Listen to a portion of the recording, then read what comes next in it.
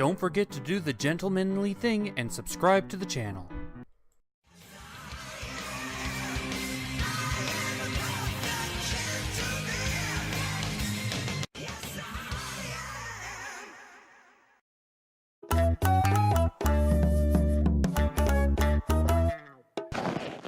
Oh, sorry about that.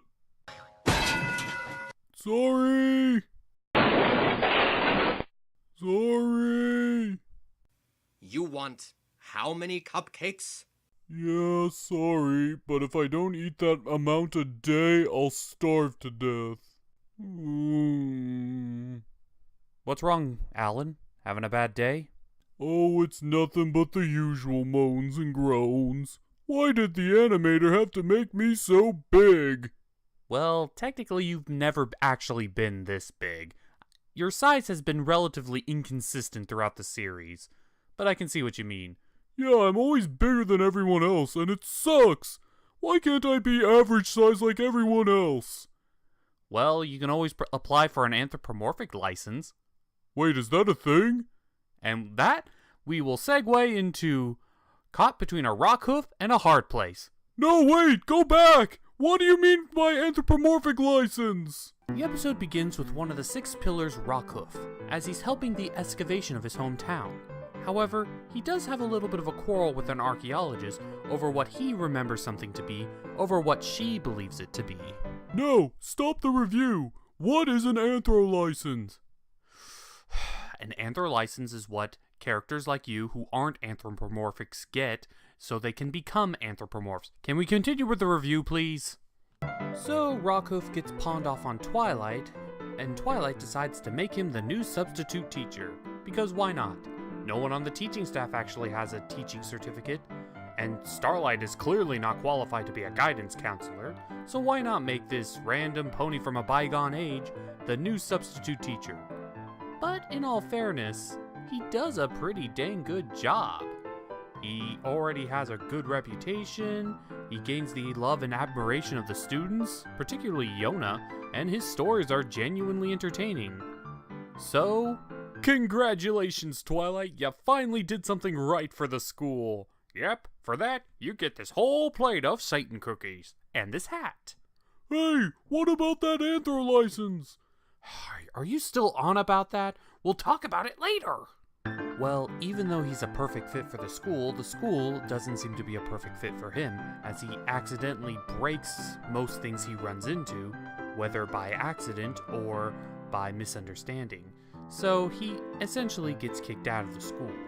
But don't worry, they try to find him other professions to put him in, including being a helpful aide for Sakura, being a male pony, and being a chiropractor, which all 3 he's a little too overzealous at.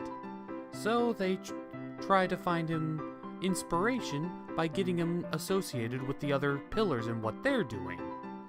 Okay, that is a terrible idea. Here's an alternative.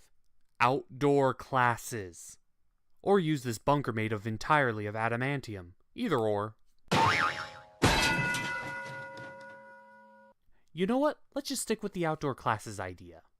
So, stupidly, they took RockHoof to see all the other pillars and the successes that they've been able to achieve, which of course makes him feel inadequate, even more so.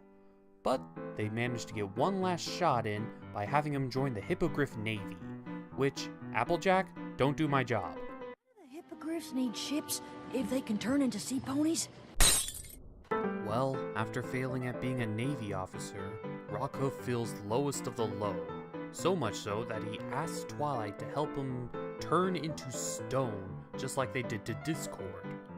Okay, I'm getting some pretty dark undertones with this scene, because honestly, from my point of view, I honestly thought that he wants Twilight to help him with suicide. That's what I'm getting from this. Well, Twilight puts her hoof down and says no way she's doing this. But then RockHoof manages to convince her by going on about how he wants to be remembered for how he was, not what he's become. So she begrudgingly agrees. But even though Twilight says yes, Yona says no, telling him that he has a place at the school in order to finish his stories. And so, he happily finishes his story of the Ursa Major that he destroyed. And then Twilight discovers his new purpose, to be the equestrian storyteller, as an archive to his great deeds and history. And that was RockHoof in a Hard Place. And I'm so glad that no pony turned into stone at the end. Where were episodes like this at the beginning of the second half of Season 8? Like, where was this kind of quality? This is awesome! The theme was great, the story was great, the characters were great, the school was great. That's something I've been wanting to say for so long. The school was actually useful! And the character development given to RockHoof and all the other pillars is just phenomenal. If this episode isn't my favorite from Season 8, it's definitely going into my top 5. So, this episode I highly recommend anyone to watch. So with that being said, I'm the Cartoon Gentleman, your vintage king, and... Anthro license. Now.